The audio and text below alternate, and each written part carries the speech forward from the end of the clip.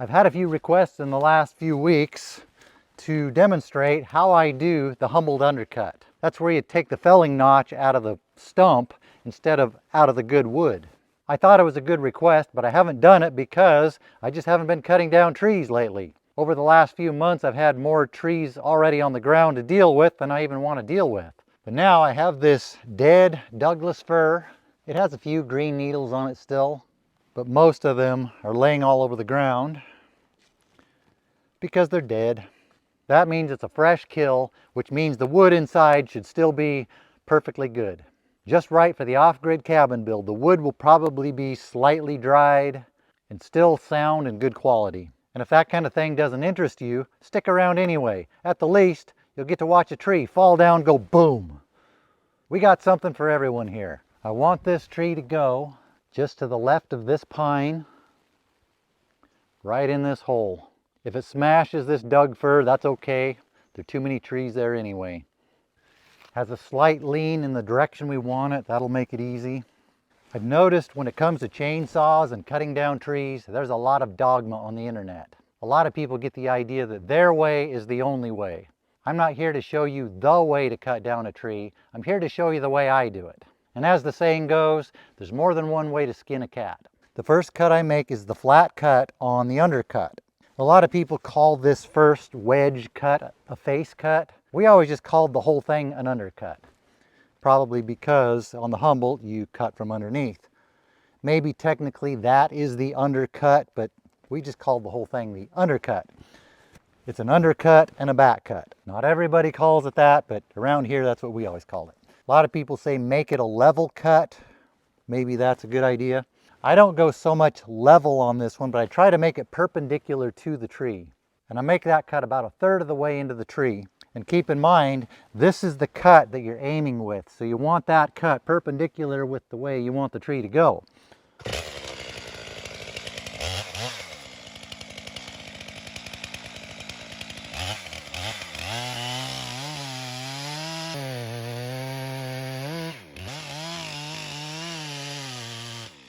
When I start getting close to the depth I want, I make sure the saw is aimed in the right direction. The handlebars are 90 degrees to the bar. So if you look down the handlebar, it gives you a sight of where the tree is likely to go. They're also putting this black line along here too. This one's mostly wore off, but there's also a line of sight that way too. I'm aiming to go just to the left of this pine, right about where this fir is. I really want it to go more right here so it slides along the left side of that fir instead of creating a bunch of drama with it. But I don't want it to go too far over here and mess up these madrones. But there's a bunch of them, so if it messes up a couple, maybe it'll leave one. That's really all we need. Right now it's pointed just to the right of this fir, and I want it to go to the left of the fir. So I'll cut a little bit more on that side to get this to move a little more this way. But also when we look up, the tree is leaning a little bit to the right, which also moves the direction that it'll fall over this way. That means I want to aim the hinge even more this way so the top will land where it's supposed to. Now, how do I calculate how much to do that? That's one of the reasons I was hesitant to do this video, because I don't know. I've just been doing it so long, I just do it. There are a lot of things they probably should be telling you to do, telling you not to do, but they're things that just don't come to mind to me because a lot of this is just second nature. If you want to get proficient at falling trees, maybe some guy on YouTube isn't the best source. Consider this video to be for entertainment purposes only, and this is not intended to be any kind of a safety how-to video. For that kind of information, consult somebody who's not some guy on YouTube. And with that out of the way, let's get to cutting.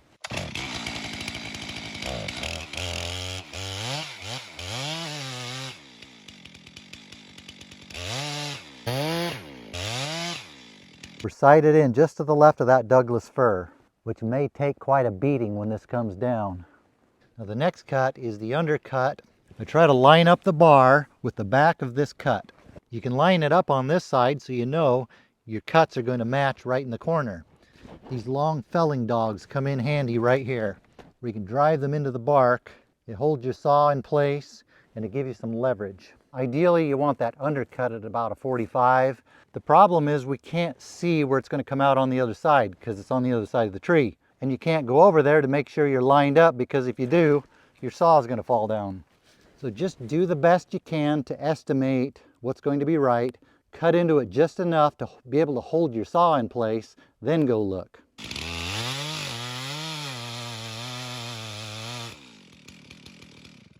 Now we're just far enough in to hold the saw up. We can come around to the other side. Now we're aiming for the saw to come up here and hit right into this corner.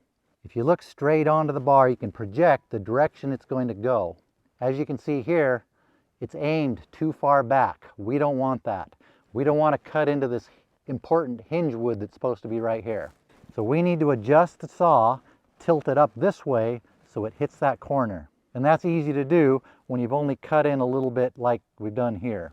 Ideally, you want to be able to come up and hit this corner, but especially if you're new, you're probably going to miss.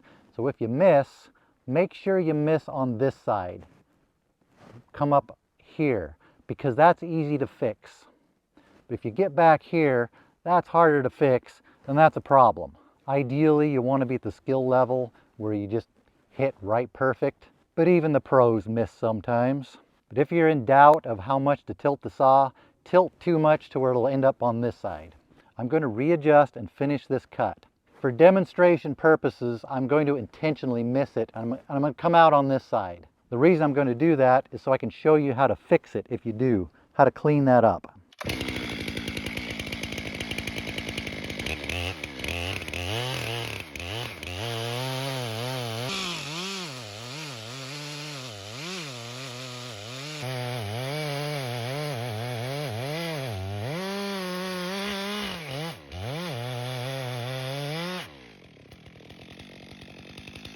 I actually lined this up closer than I was intending to. If this initial cut was farther back here, this is what they would call a Dutchman. The problem is when the tree starts to fall, it hits that lip and it can help pull it off the hinge, which can cause the tree to go in the wrong direction. It can cause the tree to barber chair, which is where the butt of the tree actually splits. Comes up in the air and it can fall down, and all hell can break loose when that happens. Both cuts match on this side. Ideally, this wouldn't be quite so buggered up, but I started that first cut really off so I could more easily demonstrate what off is. But on the other side, and when these don't match up, take your saw the way we started, position the other side to where it won't cut into that side. You'll just skim off some of this and line those cuts up. I was intentionally trying to misalign that undercut so I could demonstrate, but it ended up coming out almost perfect. Does that mean I'm so good that I can't even do it wrong when I'm trying to do it wrong? Or does that mean I'm so bad that I can't do it wrong when I'm trying to do it wrong? I don't know.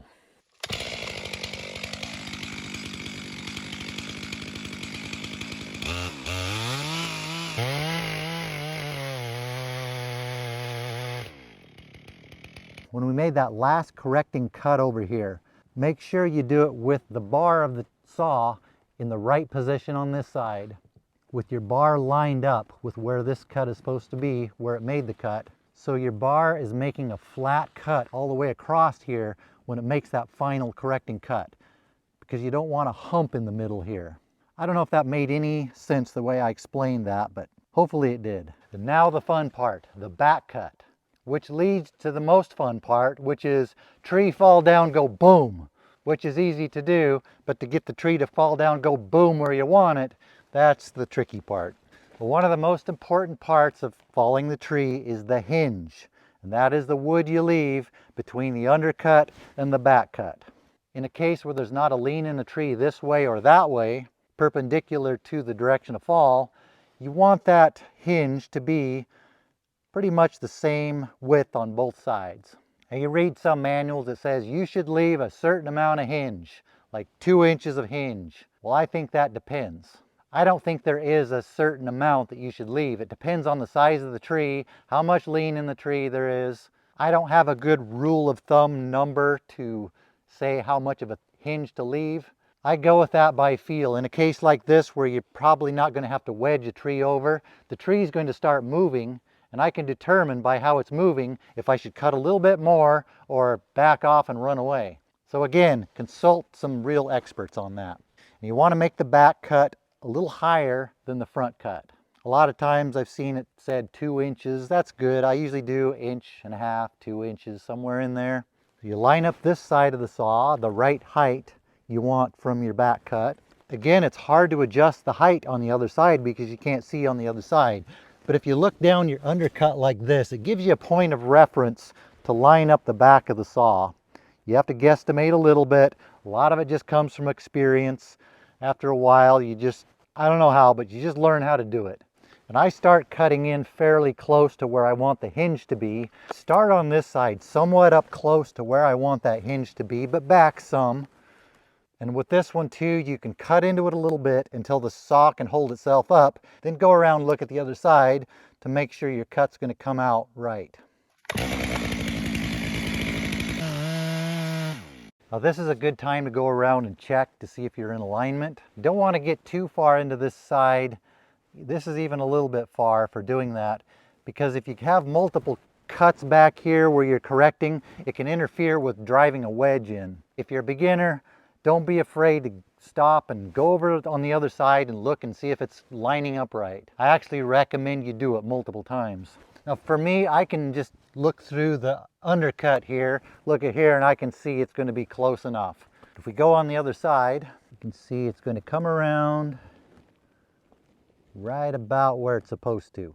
With this point, I'm working the bar around the other side, but also watching to make sure I don't get too far into the hinge on this side. If you think you might be getting close on the other side, just stop and go look, make sure.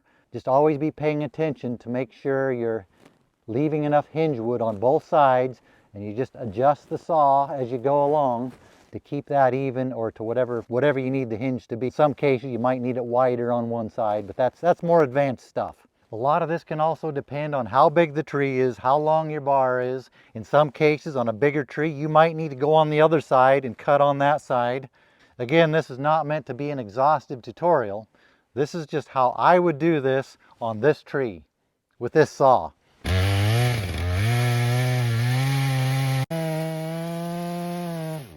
If you are 100% sure the tree's leaning in the direction you want it, you usually don't need wedges. But I'm only 96% sure this one's going in the direction I want it. If you're not 100% sure, just put a wedge in it. It'll make your life a lot easier if you're wrong.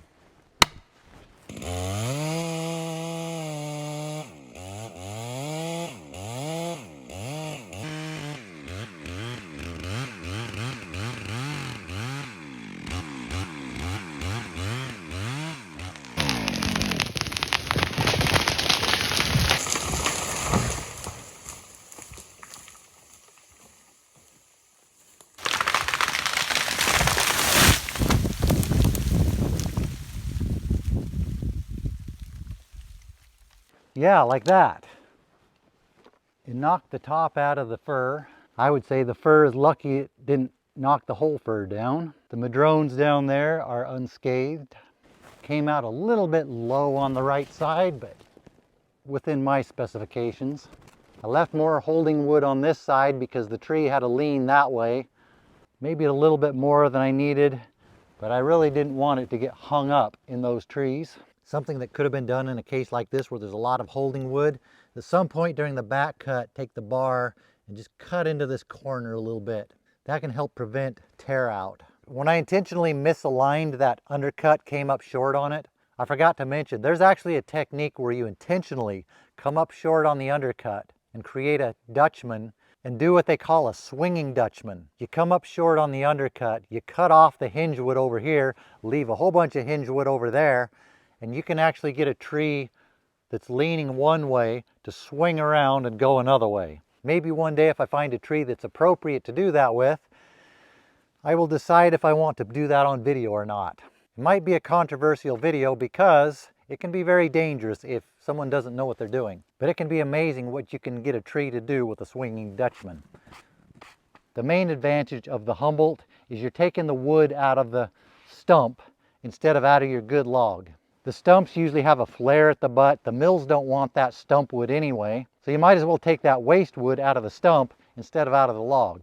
It was also suggested I do a video about the advantages and disadvantages of both styles of face cuts.